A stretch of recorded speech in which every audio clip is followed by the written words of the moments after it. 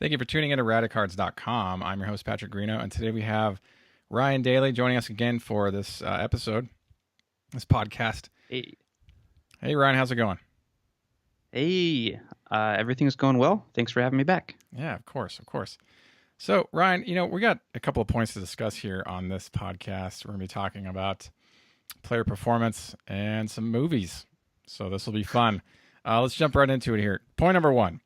Chris Bryant is the fastest player in Cubs history to reach 100 career home runs. What do you think about that? It's pretty insane. He's one of the many young talented players that have lived up to the hype, and he's fun to watch.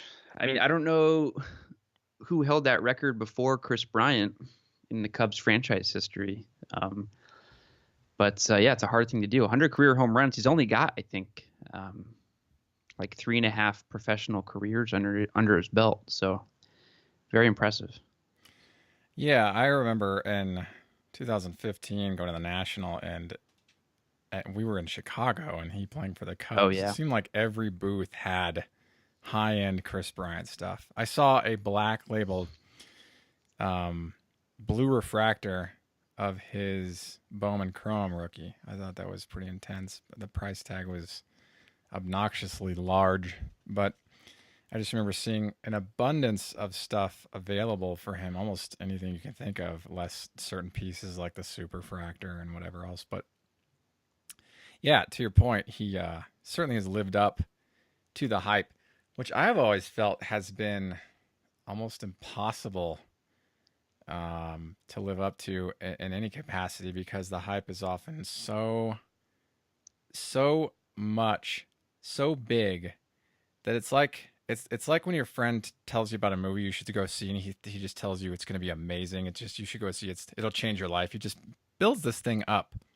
So when you go see it, you're almost instantly let down because you've built up this huge, monumental, unachievable goal of being just blown away by this thing. Back in when Liar Liar came out, that movie with Jim Carrey in the 90s, I saw that with a friend, and he had been harping on me about going to see it because it was so funny. And when I got there, I was kind of bummed out because it kind of ruined it for me. I was like expecting so much, to walk away with a changed man. But I was like, dude, it's like, why would you do that to somebody? I just feel like, dude, yeah, it's a good movie. You should go check it out. And like, whatever. Like, I almost feel like the less emphasis you place on the value of something, the more probable a high return will become, because the goal's attainment, it becomes more of a possibility than an impossibility.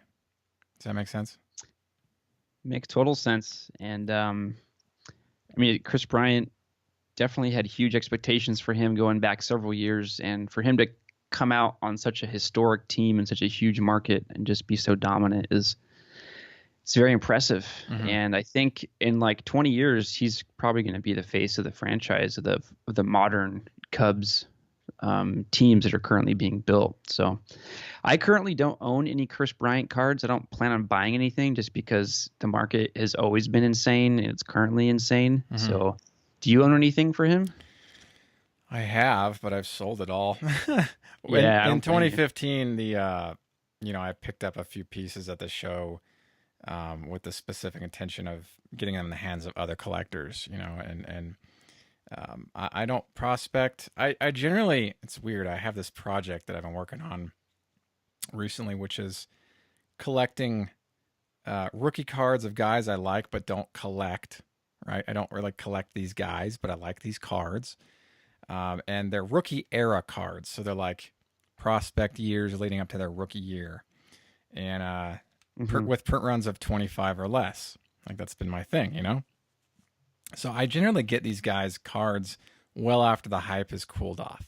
They're like utility players at this point, or they're, they've had their heyday, and now they're just, being shuffled around from team to team, but they're known as being these like great utility players, and so sure, I tend not to go and jump on this quote unquote bandwagon of hype, because usually out of the gate, the prices are so gnarly that you get to a point where like, dude, I can't, just to get a base card is like, it could be $10. Like, And if you want a parallel, just forget it. So I tend to wait until this kind of hype cools, and then I look for something that would kind of fit really well into my collection based on a specific set of criteria, parameters. Gotcha. And so Chris Bryant, although it's been a couple of years, 3 years, I'm still not in a place where I feel comfortable enough to get something of his. And honestly, there's so much available. Like, which one do I get? I prefer to go to the stuff that's not autographed, but there's a lot of that. And so I haven't made a purchase for my own collection for Mr. Chris Bryant, but who's to say what's going to happen tomorrow? True. Yeah, I kind of feel the same way, and I don't have any plans to purchase any Chris Bryant. But for those that did prospect him, I'm sure they're very happy right now, to say the least. Yeah, I mean, there are guys that came up. I mean, I feel like most of the time the hype is impossible to meet, right? Like, I see it more often than not that guys come up, they're hot for a minute, and they get injured, and then they're out, and nobody cares, and then they come back and they're great again. But I see this more frequently. I feel like, or they turn into flops, which happens a lot less now than it did, say, in the 90s, but because people are being pulled into the market for different reasons than they are now. Now the markets are more analytical based, right? Like probabilities and things like statistics. Whereas, in the past it was based on maybe more trivialities, if you will. And so I feel like the chance of a flop is much less now, but I oftentimes feel like the chances of a flop still exist in some capacity. Granted, we've had guys come up recently that have been awesome for a long time. Bryce Harper is a good one. Mike Trout, it was steady from the get-go, but there wasn't a lot of hype surrounding him. At the time, our focus was on guys like Brennan Bosch and gosh, I can't even remember now, guys that were popular in 2010 that maybe even Aroldis Chapman, Dustin Ackley was in that mix, like guys that were thought to be these next superstars, and some of them aren't even playing baseball anymore. Granted, Chapman is, and he's great, but Dustin Ackley is far removed. He's no longer in baseball anymore. But we've got guys that come up like I said, Harper and Trout, and they're doing great. And Chris Bryant added to the mix, awesome. And we got the Ohtani guy who's playing this year, great, but he's in the middle of the hype right now, right? He's like playing his best game right now, but he's doing it because he's talented and no other reason, right? And so I hope that he can keep that up, and I hope that Chris Bryant can keep it up too. Now, if he's been playing for 3 years and is already at 100, you can start to calculate what that could look like, right? So does that mean, if it took 3 years to get to 100, it'll take another 21 years to break Barry Bonds' record? Yeah, I think he's well on his way to at least a 400 or 500 mark. And I mean, if he continues to play for the Cubs, Wrigley Field, I think, is generally considered a hitter's park. Mm-hmm. And it's easy to kind of crank him out of there. So that plays to his advantage. So, yeah, I would say 400 or 500 home runs is definitely in the ballpark. I don't know about Barry Bonds' record. Maybe if he starts juicing and he has a couple 70 home run seasons, he might get there. But I think 400 or 500 is still very impressive, and he's well on his way to do that. So yeah, I think it's going to be a rare occurrence for us to see something in the 70s again per year. I mean, yeah, even in the 60s is exceedingly rare, and so I don't know what could happen, but if he keeps it up, a natural course of aging is that at some point you start to decline in performance. You don't see spikes unless there's something suspicious happening, right? True. So as the course of aging is just natural decline in performance with almost anything that you do. But good stuff. I'm glad we got to talk about that. Chris Bryant, fastest player in Cubs history to reach 100 career home runs. And he's only been playing at the professional level since 2015. 15, 16, 17, and now 18. This is his fourth professional year. So Who knows? It'll probably, if we go at this rate, it'll obviously take him, less time to reach those numbers. But hopefully he can continue on that same path. So good stuff. Awesome. You want to take it away with point two? Sure. Ozzy Albies, young phenom. Once again, we're talking about these young guys in baseball. Playing for one of the younger teams in baseball, the Atlanta Braves. Really fun team to watch. I think they're still in first place as of today. I didn't check the standings this morning, but they sort of surprised everybody. I think everybody knew that they had a lot of young talent, but it was just that. It was young, sort of unproven talent, and they've sort of ran away with that division. Everything is clicking, and Ozzy Albies is sort of leading the charge. And youngest Braves player to hit a grand slam since Andrew Jones. And if you're being compared to a guy like Andrew Jones, you know you're doing something right. Yeah, Andrew Jones, man, what a guy. I remember back in 95 hearing about him in the Bowman's Best set, and I remember never being able to afford his rookie card. And gosh, it wasn't until to the 2012 National where I got one finally. So I had, so many years had passed, and I had finally gotten the Andrew Jones Bowman's Best card from 95. Andrew Jones is, and I talked about this in the blog post. I have reasons for or against him making the Hall of Fame, and he was a great fielder. He's just a really good fielder, and it's been, 21 years since somebody on that organization that young has hit a grand slam. I mean, those are rare instances, right? Like being that young and hitting a grand slam. Like those are like very rare combinations of situations, and I don't know a lot about this Ozzy Albies, but I know that he and Ronald Acuna are pairing up together on this team, and they seem to be making a pretty good duo for the Braves this year. Yeah, and Albies, I mean, he already has 13 home runs, which off the top of my head, that's got to be top 5 in baseball, considering we're only 42, 43 games into the season at this point. And I mean, at this point, he's looking at Rookie of the Year status in the National League. So I sort of kick myself for at least not picking up some base cards of his, because his stuff has always been very sought after, and even now it's just going to be even more insane. Yeah, I've been really tracking his stuff, but it's certainly something to keep in mind for just reference purposes, and it's my hope that guys, pairs like this, rookie pairs like this that perform at this level can continue, because it really brings an element of entertainment to watching and listening and reading about games. And so absolutely really excited about that. I'm glad we got to talk about this, because it's fun to hear Andrew Jones's name brought up in conversation even now. When people are comparing young talent on the Braves with somebody like Andrew Jones, who was really thought to be the next Roberto Clemente when he came on the scene. So good stuff. Awesome. I'm glad we got to talk about Acuna a little bit and Albies. So awesome. Moving on to point 3, we have Ryan's going to take this point away, actually. Robinson Cano suspended 80 games for drug policy violation. Yeah, he got, I think he got hit in the wrist by a pitch, and I'm sure when they took him down into the clubhouse to examine him, and the doctors got their hands on him, that's when they found this substance in his body.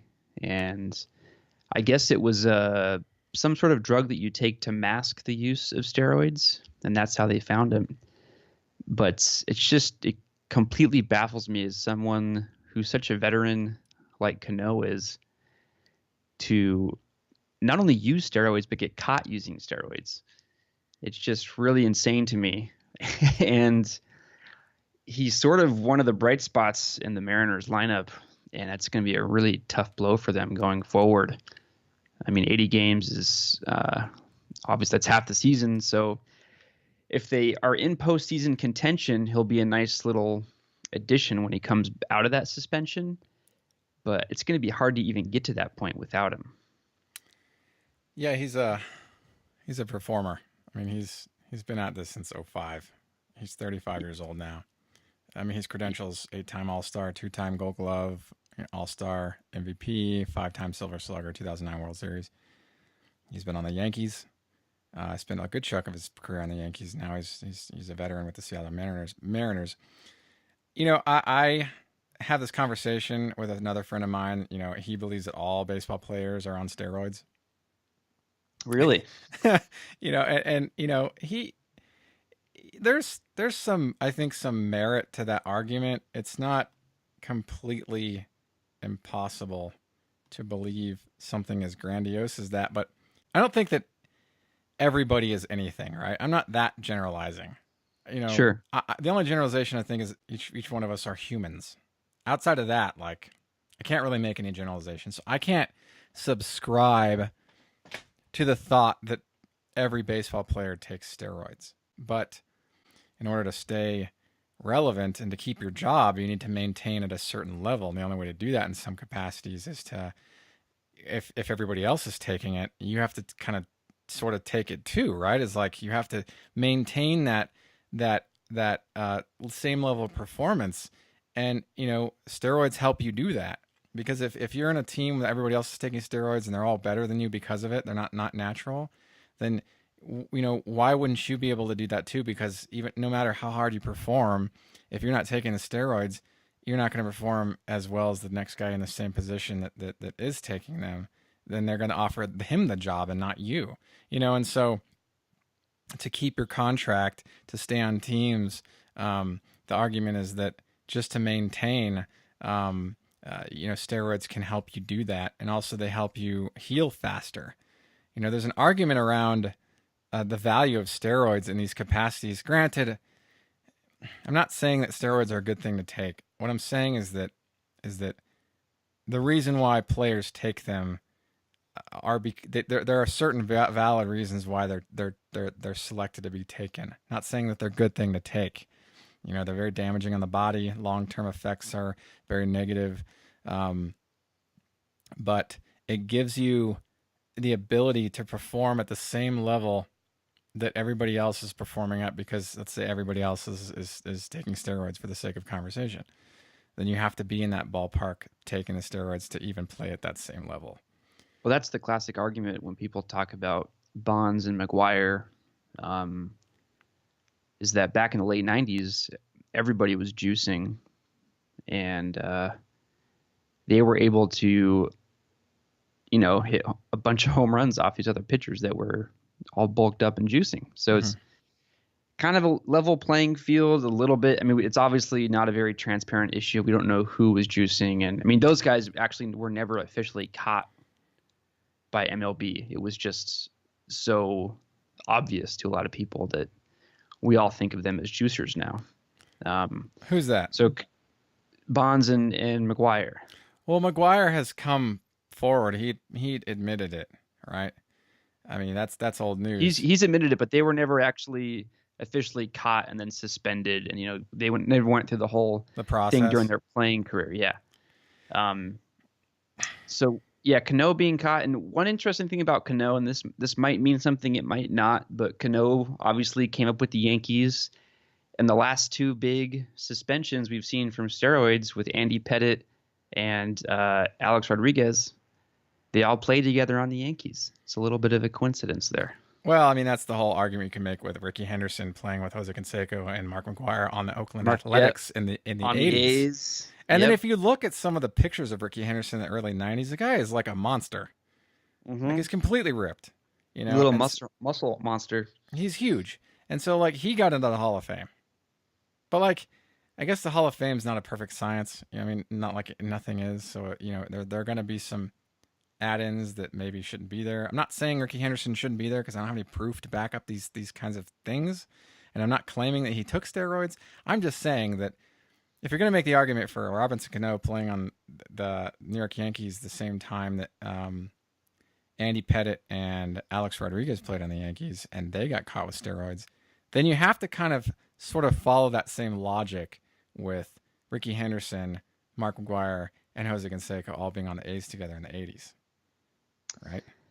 Yep, yeah. And, speaking of the Hall of Fame, Cano Cano, I think, was on his way to Hall of Fame consideration, and this is going to be a huge knock against him. I mean, he already has monster numbers.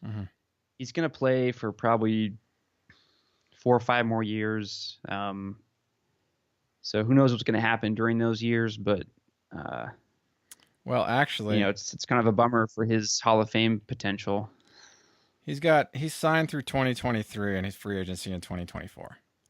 There you go. So he's going to be around for a while. He is. Career average is above 300 after so far 14 years into his career. And by the way, I'm getting my data off of baseballreference.com. But I think that someone like Cano, so let's review this for a minute. Back about, I would say, in 2005, I used to think that, well, it actually did. When you take steroids and you get caught for them and you're a professional star, it tampers your collectability, and it does. I've noticed that. Like guys like recently, guys like D. Gordon, his collectability has gone down. Back in when Bonds got caught, his collectability for rookie cards went down. Mark McGwire stuff went down. Jose Canseco stuff has gone down. Really amazing rookie card stuff has gone down, but surprisingly, Roger Clemens stuff has gone up. But he was never officially proven guilty of taking steroids. He went through the whole process and whatever else. Right. But that all ended, I think, in 2012, and it was charges were dropped, and I think that it just was proven that he didn't take. Whatever the case, his stuff has actually gone up in value over the course of time. And now that may be related to the fact that high grade stuff from the junk wax era, especially proprietarily, released sets like the Fleer Update 84 set, where they made a limited quantity and centering issues and whatever else. Those have gone up in value over time because of, obviously we have a conversation about quality control not being as hot. So finding centered clean copies is actually very rare. And so, PSA 10 stuff from 85, 84 is actually harder to find than say 87, 88, where they printed a bajillion of every card. So, Canseco and, McGwire would be 85, but, rookie year stuff is 87. So he's in those like prime of junk wax era stuff. But I just noticed like Rafael Palmeiro is a 3,500 guy, and his stuff doesn't have any collectability. It's very low anyway. Nope. It's very, very low. And that may be due because of his, I think it was perjury, lying under oath. And so, yeah, he lied to Congress. I right. think. So that doesn't help collectability, but you've got like a lot of these kind of superstar type players that, once they have like their personal brand is tainted, then their collectability is reduced significantly, and it's the hope that Cano stuff can stick around a little while before people don't adopt and buy into his stuff, because there's that argument that if you're in steroids, there's no chance of getting the Hall of Fame. But the Hall of Fame admissions committee, that group of people, that turns over after a while, and the new group will be in, and they're gonna manage it. And are they gonna have the same set of paradigms that the previous group had? Are they gonna start letting some of these guys in, like knowing that they took and do the asterisk thing that we all talk about, like, oh, asterisk means he had to help. However you want to put that. So Cano, right. Yeah, Cano, he's a superstar, and he's probably loved by a lot of fans in New York and now Seattle. So this is kind of it's a ding. I mean, 80 games is a lot. It's the same amount of games that D. Gordon got suspended for when he got caught for PEDs a couple of years back. Yeah, I think that's kind of the standard suspension now if you get caught. And at least for your first offense. 2003 tops traded. I was looking at sold listings. That's one of the stronger Cano cards to get. Just the 2003 stuff in general for Cano. I personally don't own any Robinson Cano cards, at least from that year. I suppose if you're in the market, now is the best time to buy. But I certainly won't be touching it. I would touch it at the right price. Oh yeah. I mean, why not? Why not? Like like I'm looking on eBay right now, like it's really cool 2003 Topps Chrome traded X Fractor number to 25. I mean, there's that whole perceived value, actual value thing, and a lot of this stuff is based on perceived value. I'm not going to pay $3,000 for this card ever, but if a guy has it for like 125, like I might bite, you know, because there are certain times when like the price makes sense, but after a certain threshold, it's like, sorry, dude, I'm not going to pay any more than that. Like at some point it becomes overpriced. And Cano stuff, when I look for stuff being sold, I look for auction style listings starting low, or I look for pretty good, I look for bin prices that are close to my threshold for certain cards. And 2003 is one of those years where there's no shortage of, very nice pieces for the player that you're collecting. Between Topps Chrome, Bowman's Best, Bowman Chrome, even Bowman Heritage, there's just and all the different parallels that go into these things. There's a whole slew of variety for stuff to acquire. I won't touch it until like, maybe, I don't know, a year from now. I might look in a year and see where the market has gone in the last year, because this is all new information, right? So we have to kind of give the market time to adjust for that, price inflation, price deflation, changes in market values and things like that. Look in the whole economics arm of it. And so that's kind of how I tackle these things. I tend to not go for like stuff that's fluffily marketed, if you will. And when I say that, I mean like, using a lot of exclamation marks and capitals and wows in your titles and descriptions. Just because you think it's really cool doesn't mean everybody else does. Just because you think it's worth $3,000 doesn't mean the market's willing to bear $3,000. And what that also tells me is that you're okay sitting on it for years and years and years into perpetuity and not selling it. I see this all the time on eBay. And so I would be interested in something from 2003 from him. Absolutely. It would be great to have this X Fractor, but it's just nowhere near. We're so far apart. It's nowhere near the price range I'd pay for it. Good stuff, though. Yeah, really good stuff. I mean, I wish the best for the Mariners. I hope they can stay competitive without him. Mm-hmm. It's going to be a big hole to fill. And I hope that he's learned his lesson. Gosh, it's okay. Well, you got to. Okay, here's a team that's. Well, I guess they're losing Ichiro, right? Yeah, they lost him. They lost. There wasn't really a whole lot to lose there, anyways. But he went back to the Mariners right before he retired, and he retired with them. So he lost them. Now they're losing their other better player, which is Cano, and so you've got a real problem for the Seattle Mariners. So not only do steroids hurt your own body, they hurt your team, because when you're caught, you leave, and your team can no longer depend on you to be there to field grounders or whatever else you do to make sure that the opposing team's not getting runs.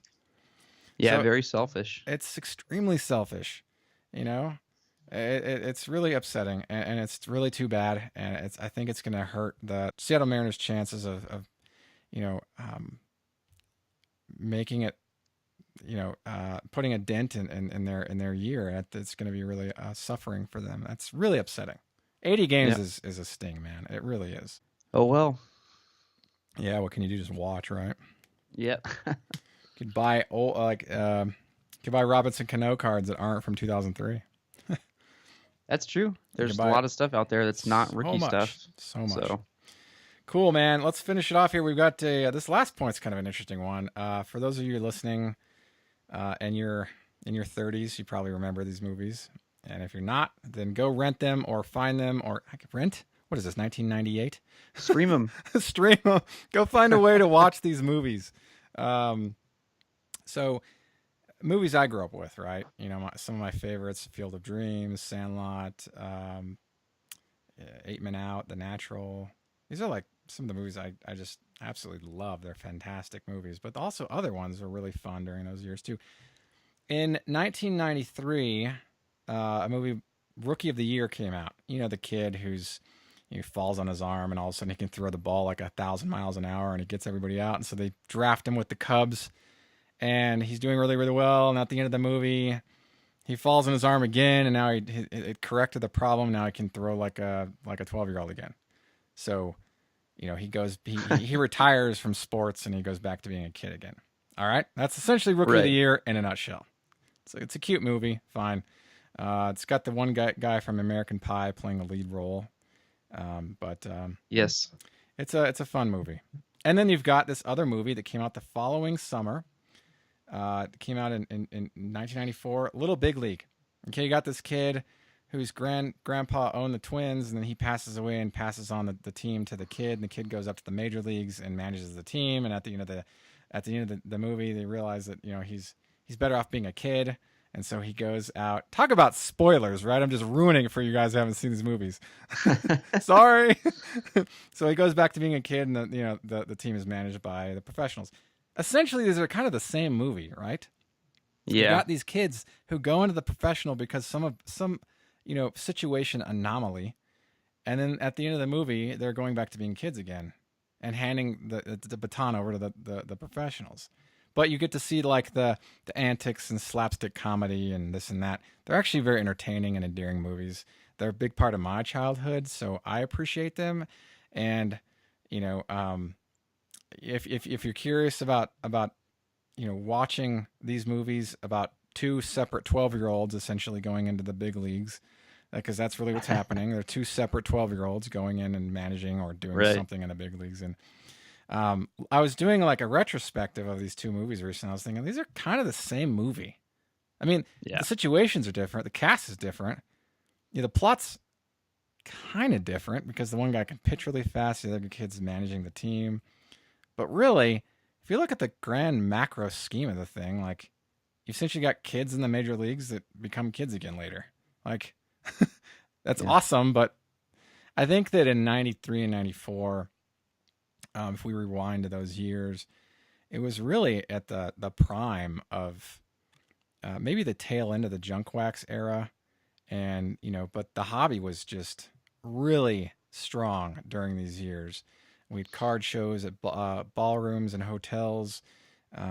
We had, this is pre-eBay, right? It predated eBay by a year because eBay actually was founded in 95, but it didn't really take root until like 98. Like people were starting to really pick up on it 3 years later. But this predated eBay, which means it predated online marketing, which means it allowed us to like go to shows and go to shops and hope that we can find one or two cards to fit in our collections. And because of that, we had thinner collections, but the stuff we had, we really cherished. And I really like that about it. Pre-internet kind of helped us enjoy our collections in a way that is, in some ways, unmatched. But as a longtime collector myself, I'm just glad to have an opportunity to access cards to get into my collection that are, from all over the country. I could say world because I've bought stuff from Taiwan and Canada and wherever else. But the card shops thing has become very lean in comparison to where it was back in 93 and 94. And these movies remind me of that time. I'm an adult, I'm a grown man. And so I will sometimes watch these movies because they remind me of a different time in my life, even though they're very juvenile in a lot of ways and very young. But I just wanted to kind of touch on that because, I think some of my listeners will be of age to remember these movies and how they kind of connected with us in our youth. Yeah, and I always think of these sort of quote unquote kid sports movies, like Angels in the Outfield is another one I think of. Yeah. Bad News Bears, which is older but still sort of in the same category. They're a lot better than they needed to be. Because on paper, all you have is just a sort of silly story about a kid playing sports. But the production value and the directing and the acting, it's all like actually pretty amazing. And it makes these movies very rewatchable, even as adults. Yeah, truly. And I actually, of the two, I prefer Little Big League because I feel like the character quality is a little bit more entertaining for me. Like there's a little bit more comedy arm in there that works really well. I mean, there's that scene where the kid's like trying to solve a word problem, like in the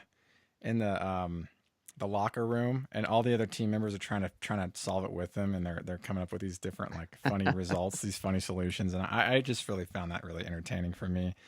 Rookie of the Year has parts that are also entertaining, but I feel it's a somewhat more serious movie. You've got the one pitcher played by Gary Busey, who's like Gary a sort Busey. of yeah, he's Gary Busey, dude, and he's played by he plays like a kind of almost like a has-been pitcher in the movie, but he's idolized by this kid, and Sure. so it's a little bit more serious of an angle. Little Big League takes on this like entertainment thing. You got the one big muscly guy that wears the leather jackets and wraps his chew in bubble gum. I mean, there's some funny scenes in that movie. I like that. And even as I've gotten older, if I watched that movie again, I would still get a kick out of some of these scenes. And to the tone, it's just like just a fun thing to watch. It's just a fun movie. This is like why I still enjoy Sandlot. It's just a fun movie. Every time I watch it, I'm reminded of being, this young kid version of myself watching it for the first time, and it was just such an important part of my youth. But anyway, I just wanted to touch on those two movies because I thought they have very parallel similarities in a lot of ways. Absolutely. Well, that actually covers our podcast for tonight. I hope that you enjoyed some of this dialogue, if not all of it. And if you have some comments you want to share, post a comment below, or wherever you're reading this, whether it be YouTube or the blog. And thanks for listening. Thank you for Ryan Daly. Do you have any final thoughts? No, I think we covered everything. Really fun week in baseball. It's been a really fun season. If I had more bandwidth to watch games, I'd be watching Ozzy Albies and the Braves because they're really amazing. So if you're looking for a team to follow this season, Braves would be my top recommendation. But yeah, as far as this week goes, I think we've covered it. Yeah, it's been fun. It's always fun to catch up on some of these highlights. Thanks, Ryan, for joining us. Really appreciate that, bud. Yeah, man. Thanks for having me. You're welcome. Thank you for listening and tuning in to Radicards.com. And until next time, enjoy collecting. If you like this content, please subscribe. Thank you. Enjoy collecting.